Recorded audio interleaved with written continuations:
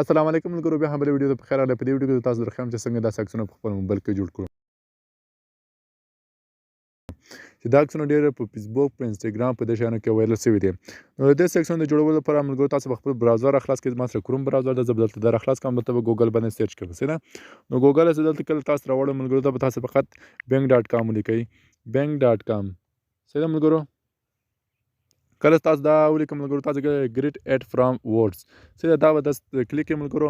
دا هم چې کلیک کړو نو دلته دا صفحه تاسو سره خلاصه، تاسو هم به دلته لوګین وغواړئ، خو ما له مخکې نه څخه لوګین کړی. که چېرته تاسو غواړئ چې د لوګین طریقه هم زده کړئ نو کمنټ باکس کې ماته ویلی سئ. تاسو فقط دلته چې کوم خط زه دلته لیکم، تاسو هم هغه خط لیکئ او فقط نوم وربدلوئ.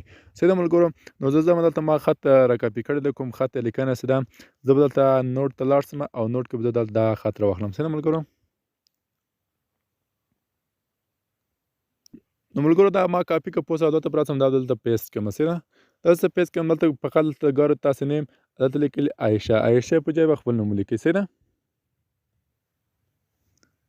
دلته به د ده په ځای چې تاسو نوم هر شی هغه به لیکئ. زه به مثلا دلته ملګرو تاسو لیکمه ټیکنیکل، صحیح ده، ټیکنیکل اف جی، او دلته به جان ګریډ باندې ووایمه، او تاسو به لږ زر شانته ورته انتظار سئ او لږ شان وروسته به تاسو ته به عکسونه راواړي. بالکل ملګرو، تاسو ګورئ ټیکنیکل اف جی راواړوو نو دلته تاسو کولی شئ په دې عکس باندې کلیک کړئ او د عکس کلیک کولو نه بعد به دلته تاسو ته درې دا ټیک درته ښکاري، په دې درې ټیکو باندې کلیک کړئ، صحیح ده. په دې درې ټیکو نه دلته فقط ډاونلوډ باندې ولیکئ او دلته بل باندې راواړئ ملګرو، صحیح ده، او بیا په دې درې ټیکو بیا به ډاونلوډ باندې ولیکئ. نو ملګرو دې کې که تاسو غواړئ چې چیرې د دغه جلکۍ په ځای هلک راسي نو دلته به تاسو بیرته راسئ او دلته لیکلي دي ګیرل، صحیح ده.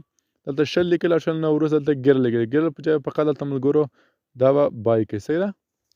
دلته به ورته ولیکئ بای بس، او ګریډ باندې به ولیکئ. نو ملګرو که چېرې ویډیو مو خوښ سوی ویډیو مو درسره لایک کړئ، شیر کړئ، کمنټ راته ولیکئ، او که زموږ چینل هم نه یې سبسکرایب کړئ چینل سره سبسکرایب کړئ د داسې نورو ښکلو ویډیوګانو لپاره. تر بله ویډیو پورې ملګرو په لوی پاک تعالی په سپارمه، مخ ته مو ښه شه، خدای پامان.